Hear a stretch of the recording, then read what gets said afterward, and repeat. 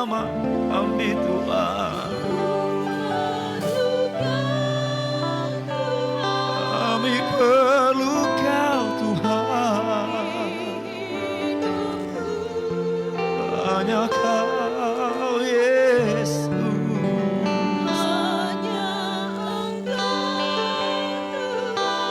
Terima kasih Tuhan.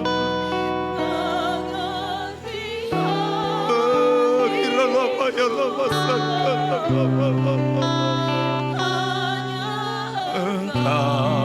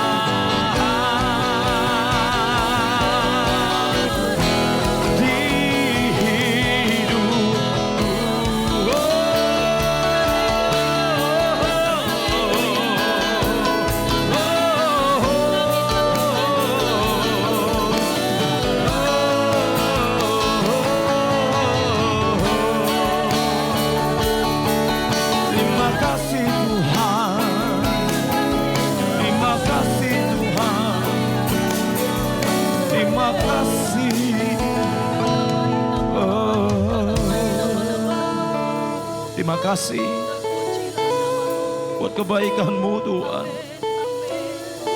Hanya Engkau yang mengerti hati kami. Hanya Engkau yang memahami kami Tuhan. Terima kasih untuk semuanya. Biarlah Roh-Mu tetap tinggal dan terus mengalir di dalam hidup kami setiap hari. Hamba akan menyampaikan kebenaran firman-Mu Tuhan. Berbicaralah lewat hamba-Mu. Urapilah hamba dan kami semua yang mendengarkannya. Di dalam nama Tuhan Yesus. Haleluya. Amin. Saya mengajak Bapak Ibu Saudara untuk memperhatikan firman Tuhan bersama-sama ya. Sekali lagi kita memperhatikan firman Tuhan bersama-sama dalam Yohanes pasal 5. Yohanes pasal 5 ayat yang pertama sampai ayat yang ke-9. Penyembuhan pada hari Sabat di kolam Betesda. Sesudah itu ada hari raya orang Yahudi dan Yesus berangkat ke Yerusalem. Di Yerusalem dekat pintu gerbang domba ada sebuah kolam yang dalam bahasa Ibrani disebut Betesda. Ada 5 serambinya dan di serambi-serambi itu berbaring sejumlah besar orang sakit, orang-orang buta, orang-orang timpang dan orang-orang lumpuh yang menantikan goncangan air kolam itu. Sebab sewaktu-waktu turun malaikat Tuhan ke kolam itu dan menggoncangkan air itu. Barang siapa yang terdahulu masuk ke dalamnya sesudah goncangan air itu menjadi sembuh apapun juga penyakitnya. Di situ ada seorang yang sudah 38 tahun lamanya sakit. Ketika Yesus melihat orang itu berbaring di situ dan karena ia tahu bahwa ia telah lama dalam keadaan itu, berkatalah ia kepadanya, "Maukah engkau sembuh?" Jawab orang sakit itu kepadanya, "Tuhan, tidak ada orang yang menurunkan aku ke dalam kolam itu apabila airnya mulai goncang.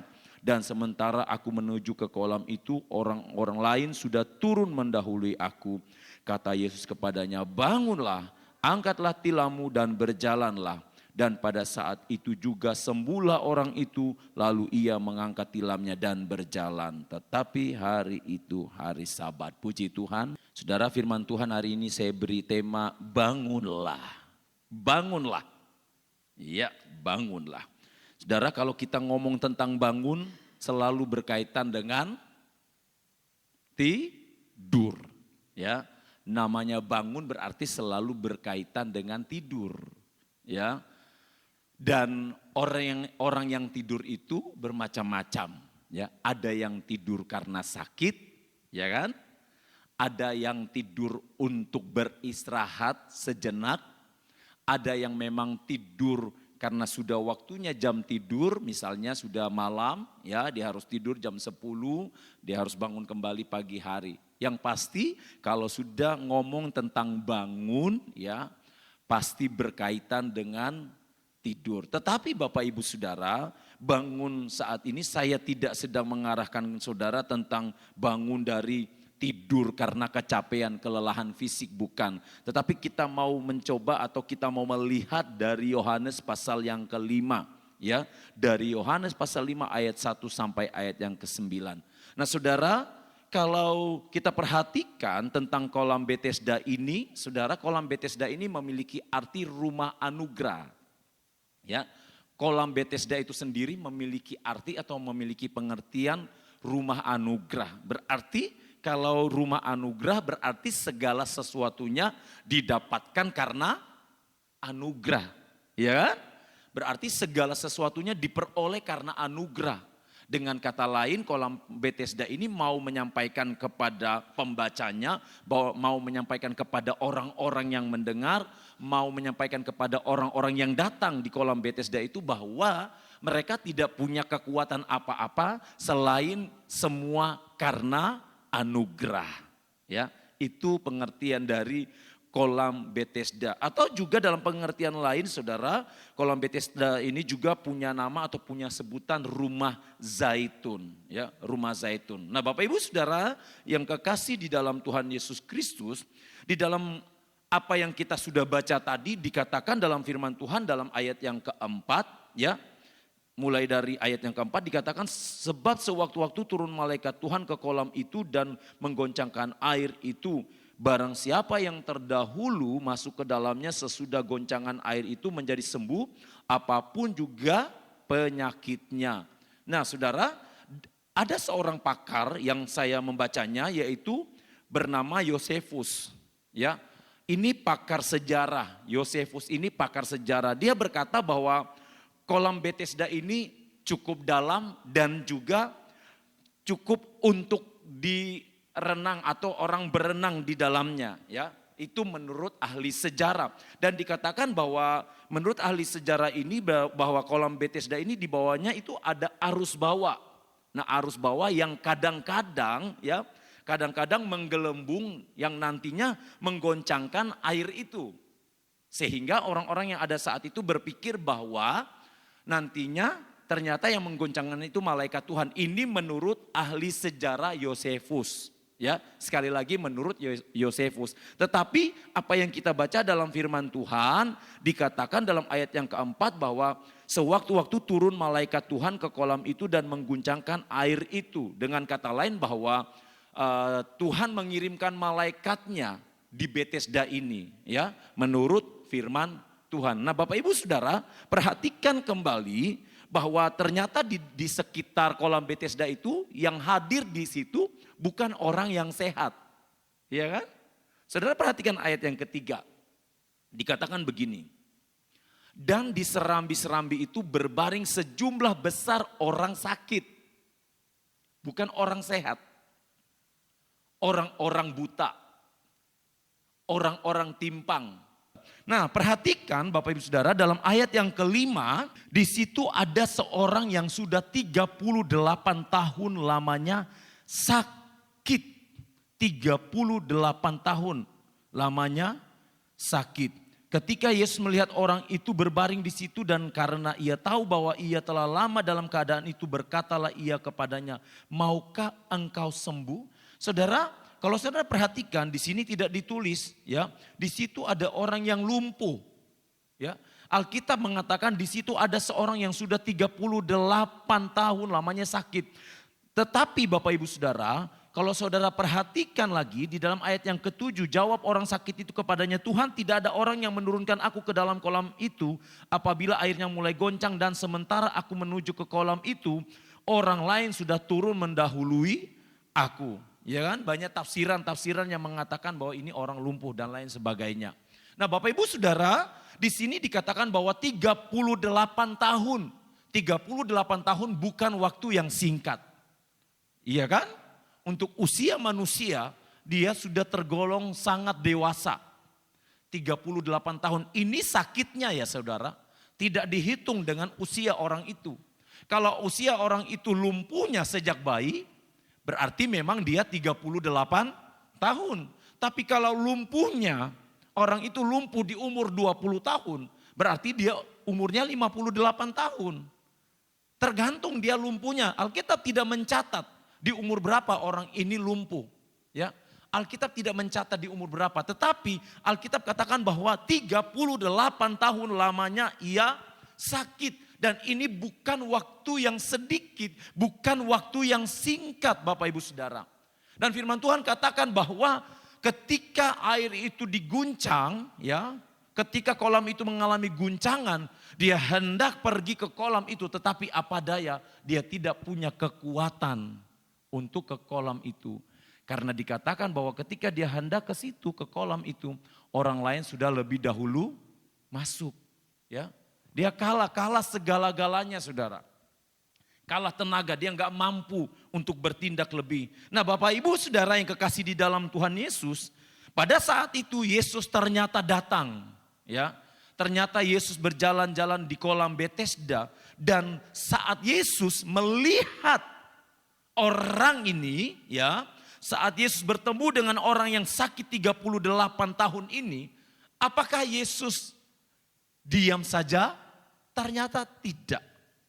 Kalau saudara perhatikan dalam ayat yang ke-6 sampai ayat yang ke-8, ternyata timbul belas kasihan Yesus. Dan hal itu membuat Yesus terdorong untuk apa? Untuk menyembuhkan orang tersebut. Ketika Yesus terdorong, Yesus bertanya kepada orang tersebut. Ya, di dalam ayat yang ke-8 Yesus bertanya, maukah engkau sembuh? Waduh saudara, ini pertanyaan yang ditunggu-tunggu. Siapa yang gak mau sembuh dari sakit? Siapa yang gak mau sembuh dari sakit? Tetapi saudara, ketika Yesus bertanya seperti itu, apa yang terjadi di dalam Alkitab dikatakan bahwa orang yang sakit ini berkata kepada Yesus, Tuhan, tidak ada orang yang menurunkan aku ke dalam kolam itu.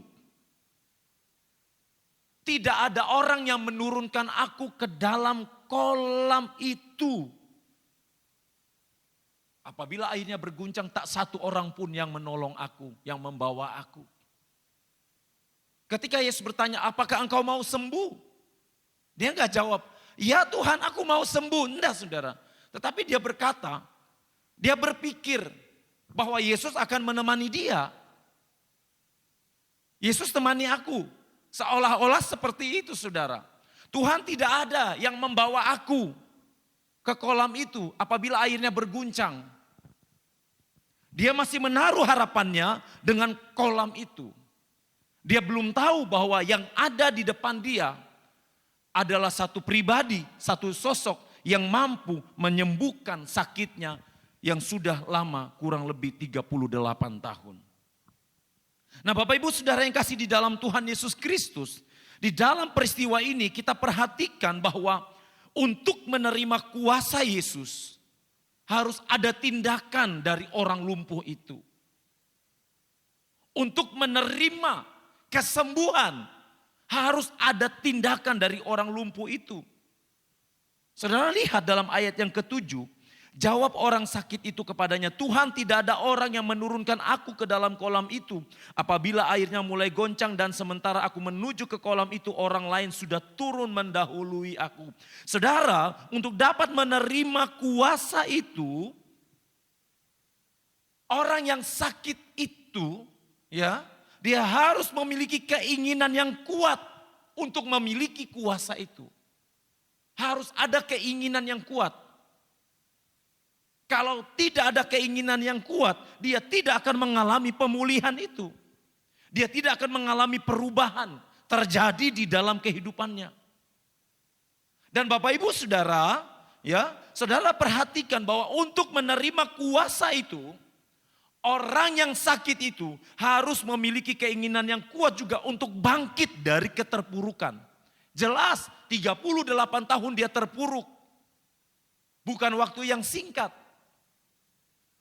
Kalau orang yang timpang atau orang yang buta atau orang-orang yang ada di sekitar kolam itu yang dekat dengan air, mungkin ketika guncangan mereka sudah lebih dahulu dan memperoleh kesembuhan menurut yang terjadi saat itu. Beda hal dengan dirinya.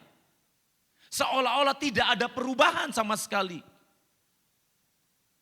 Tetapi Bapak Ibu Saudara, kita lihat di sini, kita perhatikan bersama-sama, harus ada tindakan. Harus ada tindakan. Orang yang sakit ini harus bertindak. Agar apa? Agar ia menerima kuasa dari Tuhan. Ya, apa tindakan yang dilakukan? Firman Tuhan katakan di dalam ayat yang ke-6, ya. Maukah engkau sembuh? Ya, Saudara lihat dalam ayat yang ke-8, bangunlah, angkatlah tilammu dan berjalanlah. Tindakan yang pertama yang Tuhan minta dari orang ini, setelah dia punya keinginan yang kuat untuk disembuhkan, untuk dipulihkan, tindakan yang pertama yaitu dia harus bangun. Bangun dari tempat tidurnya, dari tilamnya. Kalau dalam bahasa Inggris ini dikatakan, ya, dalam King James itu dikatakan tempat tidur, ya, atau juga tikar atau alas. Bangunlah. Bapak Ibu Saudara yang kasih di dalam Tuhan Yesus Kristus, kalau kita ngomong tentang bangun seperti yang saya katakan tadi, Saudara, seorang yang sakit ini ia harus bertindak untuk mengangkat tilamnya. Tidak hanya sekedar dia bangun, tidak hanya sekedar mendengarkan kata-kata Yesus ketika Yesus katakan bangunlah, tetapi harus ada tindakan. Harus benar-benar bangun. Yesus katakan bangunlah. Saya nonton filmnya Saudara tentang ini. Dan di film itu ternyata tidak mudah meyakinkan. Ya benar kan Saudara? Gak mudah. Di filmnya Saudara ya. Kalau di Alkitab kan tidak menjelaskan secara spesifik. Tetapi kalau di film kan ya biasa ditambahin macam-macam kan Saudara ya. Ditambahin bumbu-bumbunya istilahnya seperti itu Saudara. Nah di filmnya ini saya lihat film orang yang berbincang dengan Yesus ini yang di kolam Bethesda itu terjadi perdebatan ya. Dia sudah putus asa Saudara. Sudah tidak punya pengharapan lagi. Sudah kehilangan pengharapan. Mungkin Saudara kalau kita berada di posisi yang sama dengan orang yang sakit ini mungkin kita bisa mengambil sikap yang sama. Bangun. Mungkin orang ini, bagaimana Yesus? Engkau menyuruh aku bangun. Engkau gak lihat untuk mengangkat badanku saja. Aku gak bisa. Apalagi bangun. Logikanya seperti itu Saudara. Tapi Yesus berkata kepada dia, bangunlah. Yesus bangun. Bangun bagaimana? Ngangkat tubuh aja. Saudara pernah enggak? Saudara mengalami untuk ngangkat tubuh saja, untuk turun dari tempat tidur saudara kesulitan. Ya, karena mungkin tubuh saudara sakit. Dan orang yang sakit ini yang 38 tahun, dia merasakan hal itu. Tetapi Yesus berkata kepada dia, bangunlah, angkatlah tilammu dan berjalanlah. Ini Bapak Ibu Saudara kata-kata yang memberikan kehidupan. Bukan sekedar keluar omong kosong, bukan Saudara. Ini kata-kata kehidupan dari anak Allah yang maha tinggi. Ini kata-kata dari raja di atas segala raja. Bangunlah. Bapak Ibu Saudara, ya, kita perhatikan bersama-sama bahwa di sini Yesus meminta kepada orang yang sakit itu untuk apa? Untuk melawan kemustahilan. Yesus ajak orang yang sakit ini untuk berperang. Apa? Lawan kemustahilan. Aku tahu engkau gak bisa bangun. Aku tahu engkau kesulitan. Aku tahu sakitmu sangat parah. Tapi aku mau mengajak kamu untuk melawan kemustahilan. Aku mau mengajak engkau untuk berperang. Aku mau engkau membuktikan sendiri. Aku mau engkau mengalami sendiri. Apa yang belum pernah dialami oleh orang-orang yang ada di sekitarmu. Ya, karena orang-orang di situ kan banyak saudara. Iya kan? Firman Tuhan katakan ada yang buta, ada yang timpang, ada yang lumpuh.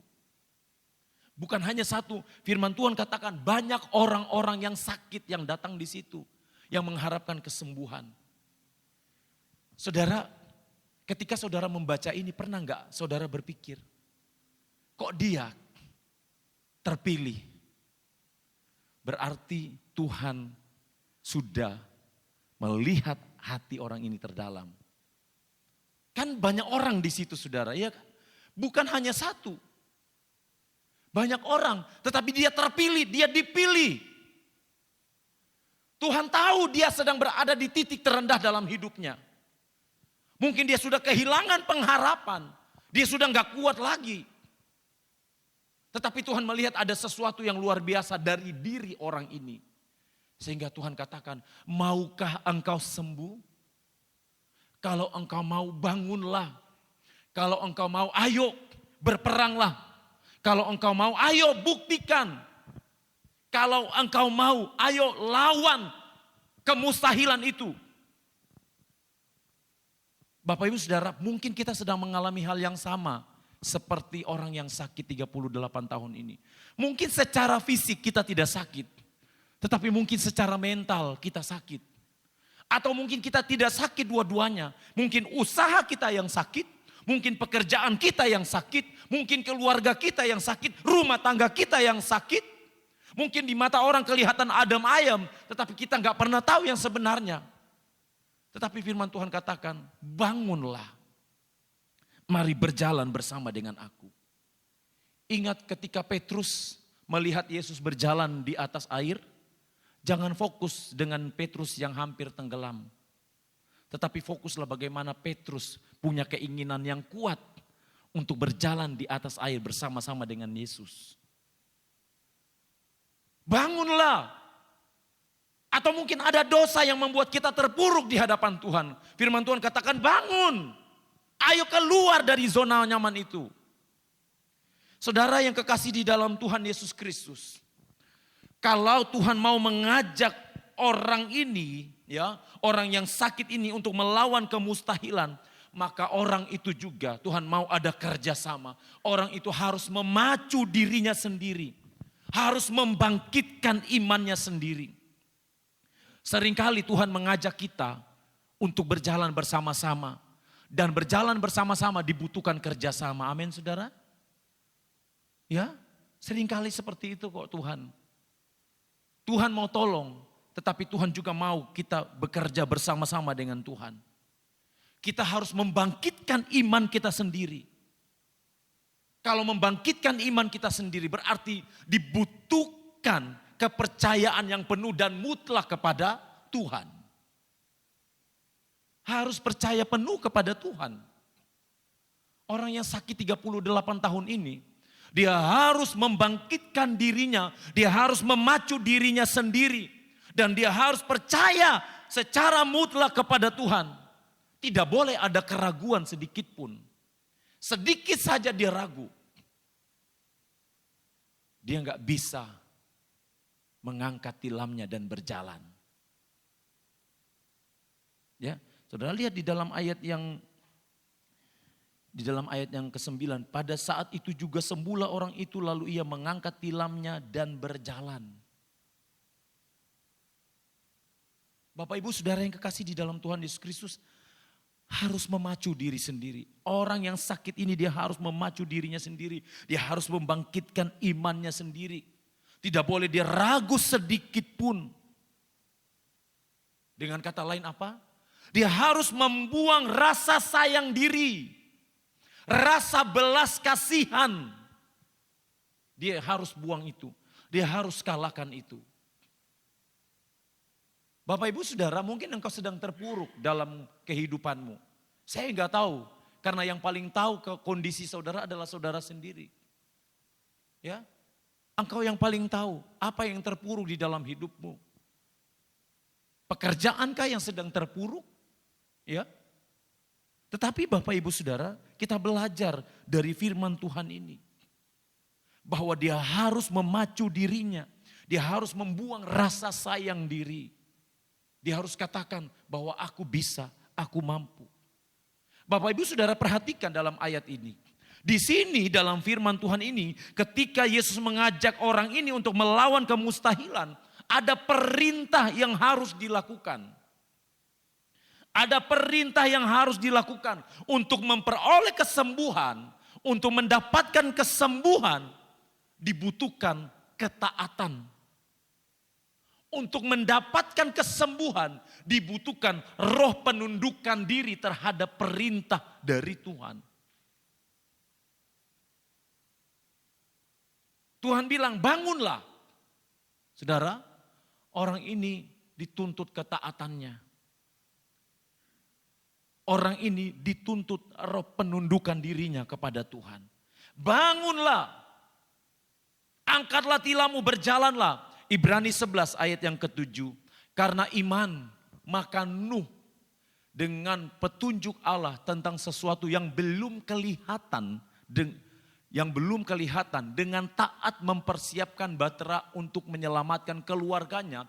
Dan karena iman itu ia menghukum dunia dan ia ditentukan untuk menerima kebenaran sesuai dengan imannya. Perhatikan ayat ini saudara, karena iman maka Nuh dengan petunjuk Allah tentang sesuatu yang belum kelihatan dengan taat. Orang yang sakit 38 tahun ini masih belum tahu. Apakah ketika dia taat, dia dengar apa yang Yesus katakan, apakah terjadi perubahan dengan dirinya? Tidak saudara, dia nggak tahu akan hal itu. Yang pasti firman Tuhan katakan dia harus taat, dia harus dengar apa yang Tuhan Yesus katakan kepada dia. Dia harus ikuti apa yang Tuhan katakan. Bangunlah, paksakan dirimu, jangan sayang diri. Ayo bangun. Saudara lihat, seperti di dalam Ibrani 11 ayat 7, Nuh tidak tahu apa yang akan terjadi. Ya, tetapi dia hanya mengikuti apa yang Allah katakan. Dia taat. Allah menyuruh membuat bahtera, dia persiapkan bahtera itu dengan sebaik-baiknya. Tidak ada perbantahan. Saudara, poinnya di sini saudara. Tidak ada perbantahan. Kalau Tuhan suruh saudara untuk taat, taatlah, jangan berbantah-bantah. Ya. Kalau Tuhan katakan, ayo bangun anakku. Engkau sudah mengalami kesusahan selama ini, ayo bangun. Ayo bangkit kembali. Jangan berada di titik terendahmu terus menerus. Aku ingin memulihkan engkau. Aku ingin membuat engkau jauh lebih baik dari keadaanmu saat ini. Kalau Tuhan berkata seperti itu, ikuti saudara. Tuhan bisa berbicara kepada saudara lewat apa saja. Lewat firman Tuhan yang saudara baca. Ya. Tuhan bisa katakan itu. Efesus 5 ayat yang ke-14. Itulah sebabnya dikatakan bangunlah hai kamu yang tidur dan bangkitlah dari antara orang mati dan Kristus akan bercahaya atas kamu. Bangunlah hai kamu yang tidur. Saudara, apa yang membuat saudara tertidur di dalam hidup saudara?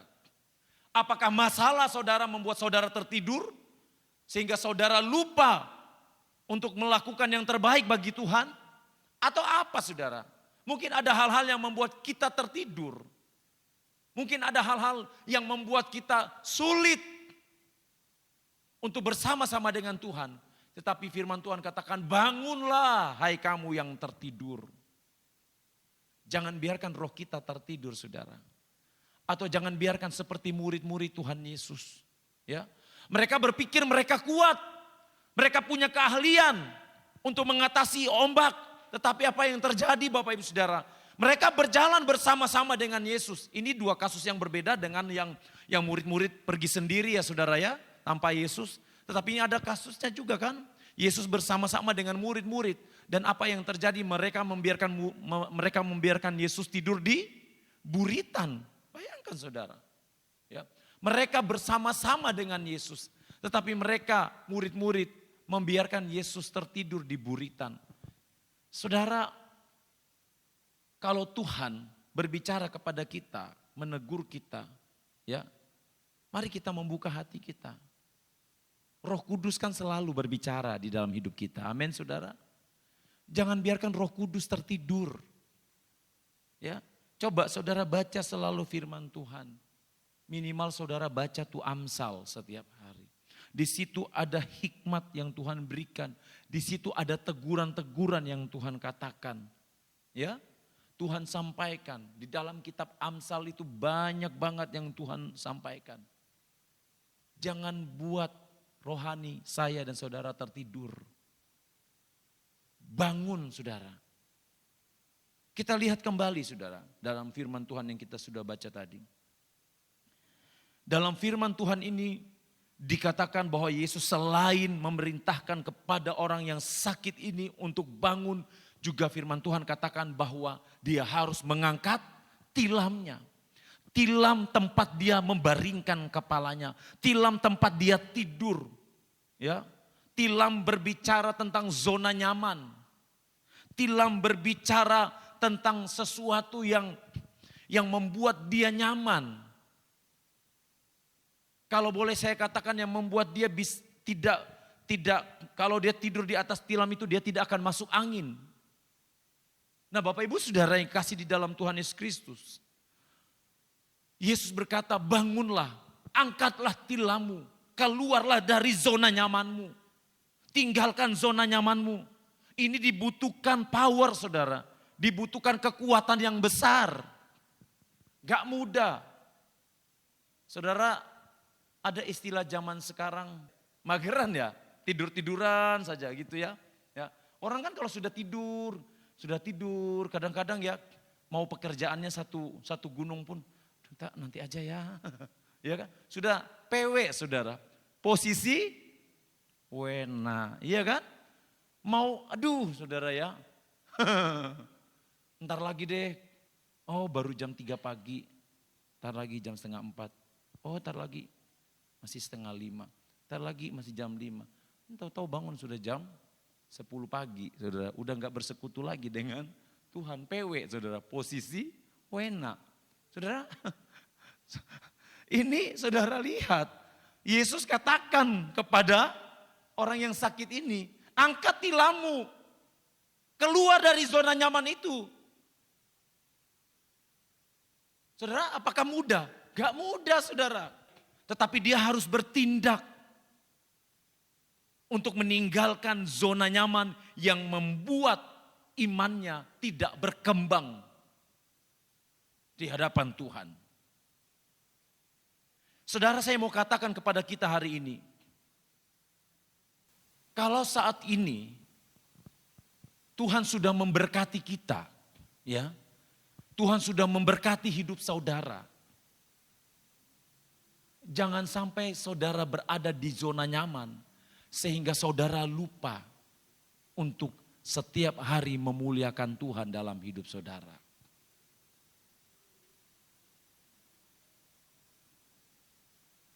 Jangan sampai kita kelihatan sehat secara fisik, tetapi secara roh kita sakit. Jangan sampai kita kelihatan badan kita luar biasa saudara, tetapi sebenarnya secara roh kita sakit. Jangan saudara, jangan sampai seperti itu. Tuhan ingin roh kita itu selalu menjadi roh yang sangat-sangat luar biasa. Seperti yang dimiliki oleh Sadrak, Meshak, Abednego, Daniel. Tuhan mau, firman Tuhan katakan mereka memiliki roh yang luar biasa bukan? Tuhan katakan kepada orang ini, bangunlah, angkatlah tilammu. Apakah berhenti sampai di situ? Firman Tuhan katakan, berjalanlah. Dan ini dibutuhkan tindakan. Yesus, engkau suruh aku berjalan. Tadi engkau suruh aku bangun. Setelah itu engkau suruh aku angkat tilamku. Habis engkau suruh aku angkat tilamku, sekarang engkau suruh aku berjalanlah. Apa engkau enggak sakit jiwa? Mohon maaf saudara ya. Apakah engkau enggak sakit jiwa, Yesus? Engkau udah tahu aku enggak bisa berjalan. Engkau udah tahu aku sakit. Untuk mengangkat tubuhku saja sulit. Sekarang engkau suruh aku berjalanlah. Saudara, tetapi kita belajar bersama-sama bahwa segala sesuatu yang Tuhan perintahkan, kalau Tuhan yang suruh, kita harus lakukan. Itu kalau Tuhan yang suruh, saudara. Kalau dalam terjemahan yang lain, dalam pengertian yang lain, dikatakan bahwa berjalanlah, hiduplah. Ternyata punya pengertian yang lain, saudara. Bangunlah, angkat tilammu dan hiduplah. Ternyata berjalan ini berkaitan dengan kehidupan. Amin, saudara? Iya kan? Ketika saudara bisa berjalan, saudara bisa melakukan segala aktivitas yang ada di dalam hidup saudara. Saudara bisa bekerja, saudara bisa berdoa, saudara bisa melakukan apa saja. Dengan kata lain, saudara bisa menikmati hidup saudara. Makanya punya pengertian yang lain. Bangunlah, angkatlah tilammu dan hiduplah. Lakukanlah semuanya yang bermanfaat. Ini saudara, ternyata pengertiannya sangat dalam sekali. Bagi Yesus, lumpuh atau sakit bukan akhir dari segalanya. Mungkin terbatas buat orang yang sakit ini, tetapi tidak bagi Yesus. Dia sangat terbatas untuk melakukan aktivitas. Tetapi ketika Yesus bilang, berjalanlah, hiduplah, dia akan bisa melakukan semua aktivitasnya secara normal. Dan di sini dibutuhkan yang namanya dia harus mengendalikan emosinya, saudara. Orang yang sakit ini harus berani melangkah, harus berani mengambil tindakan. Dia harus mengabaikan semua orang-orang yang memperhatikan dia. Saudara, di situ kan banyak orang.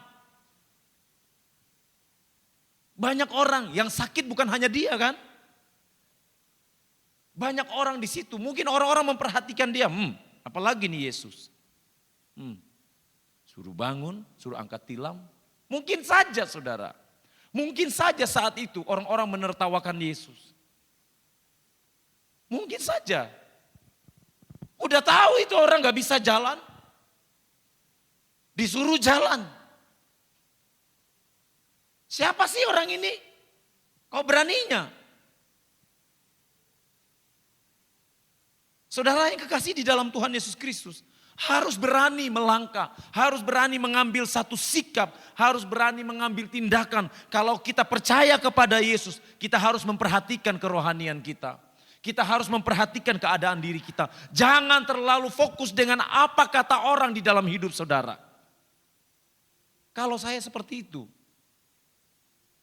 saudara perhatikanlah dan dengarkanlah apa kata Tuhan, apa kata firman Tuhan di dalam hidup saudara. Bukan apa kata orang. Karena kalau saudara memperhatikan apa kata orang, saudara tidak akan pernah bertumbuh, saudara tidak akan pernah bisa hidup, saudara tidak akan pernah bisa berjalan, bahkan roh saudara akan lumpuh. Karena apa? Karena kita hidup mendengar apa kata orang, bukan apa kata firman Tuhan. Perhatikan kualitas kerohanian kita, isi dengan doa, isi dengan firman. Yudas 1 ayat 20. Akan tetapi kamu, saudara-saudaraku yang kekasih, bangunlah dirimu sendiri di atas dasar imanmu yang paling suci dan berdoalah dalam Roh Kudus. Coba saudara perhatikan ayat 20 ini dikatakan apa? Bangunlah dirimu sendiri. Tuhan mau ajarkan apa ini saudara? Fokus ke Tuhan. Saya dan Tuhan, saudara dan Tuhan. Gak usah fokus yang lainnya. Abaikan yang lain saudara. Tuhan mau ajar saya dan saudara fokus. Bangunlah dirimu sendiri. Bangun imanmu sendiri. Iya kan saudara? Bangunlah dirimu sendiri di atas dasar imanmu. Nah saudara, iman saudara ini saudara bangun di atas dasar apa ini? Ya, fokus kepada diri sendiri dengan Tuhan. Bangunlah dirimu sendiri di atas dasar imanmu yang paling suci. Yang paling suci. Bukan setengah suci. Bukan 90% suci, 10% enggak. Bukan 99,9%, 0,1% enggak. Tetapi 100%. Di atas dasar yang paling suci. Dan berdoalah dalam Roh Kudus. Bangunlah dirimu sendiri. Bapak Ibu Saudara, di dalam Efesus 6 ayat 18. Dalam segala doa dan permohonan, berdoalah setiap waktu. Perhatikan saudara, berdoalah setiap waktu di dalam roh. Coba saudara perhatikan. Firman Tuhan sudah katakan, dalam segala doa yang saudara naikkan, dalam segala permohonan yang saudara naikkan setiap hari, berdoalah setiap waktu, berarti saudara harus konsisten dengan Tuhan. Tidak cukup hari ini saudara berdoa, lusa tidak.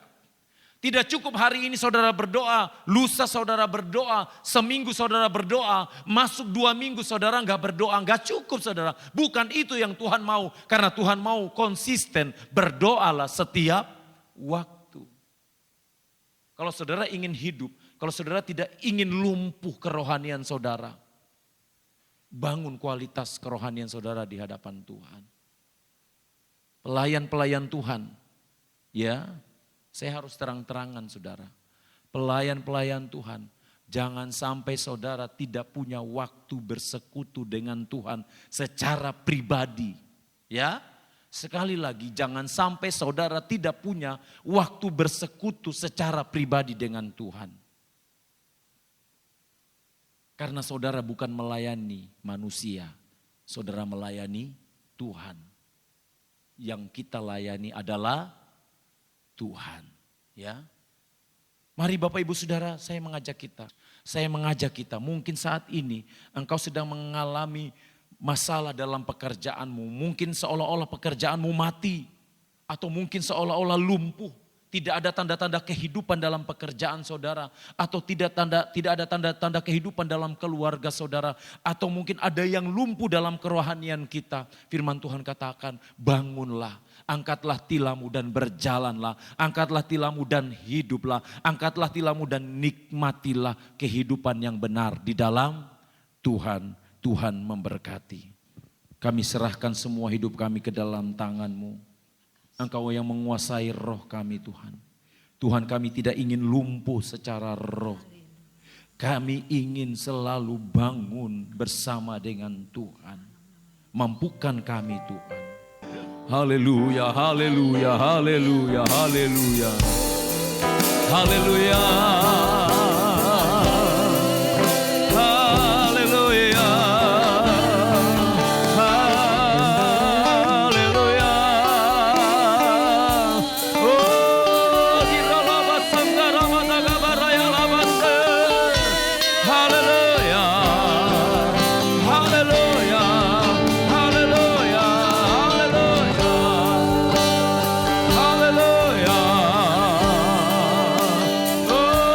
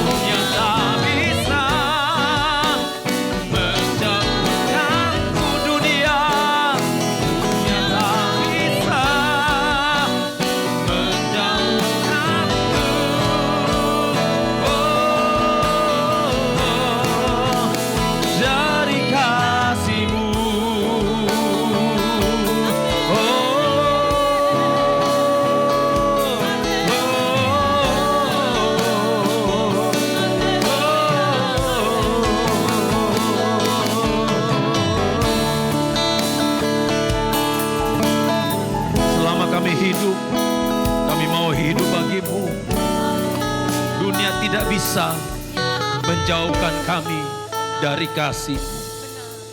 Tuhan, hari ini hamba berdoa secara khusus buat jemaat-jemaat-Mu. Yang sakit Engkau sembuhkan, yang lemah Engkau kuatkan, yang susah Engkau hiburkan. Mungkin saat ini ada yang patah semangat ya Tuhan. Mungkin saat ini ada yang sedang mengalami pergumulan hidup, yang seolah-olah umat-Mu sudah tidak mampu untuk bertahan Tuhan. Kami memanggil nama-Mu, Engkau membangkitkan, Engkau membangunkan. Roh Tuhan memampukan umat-umat-Mu. Terima kasih Tuhan. Berkati umat-umat-Mu dalam keluarga, dalam pekerjaan. Berkati apapun juga yang dikerjakan Tuhan buat berhasil. Berkati Tuhan setiap persembahan-persembahan dari anak-anak-Mu. Setiap puji-pujian, setiap iman dari anak-anak-Mu ya Tuhan. Terima kasih Bapa di sorga. Bangsa dan negara kami serahkan ke dalam tangan-Mu. Engkau yang memulihkan ya Tuhan. Kota kami, Engkau yang memberkati kota ini. Di dalam nama Tuhan Yesus Kristus. Sebentar umat-Mu akan kembali ke tempat masing-masing. Engkau sertai di perjalanan tibakan dengan selamat. Yang menyaksikan secara online juga ya Tuhan, Engkau memberkati ya Tuhan. Mari saudaraku, angkat tangan-Mu dan terimalah berkat Tuhan.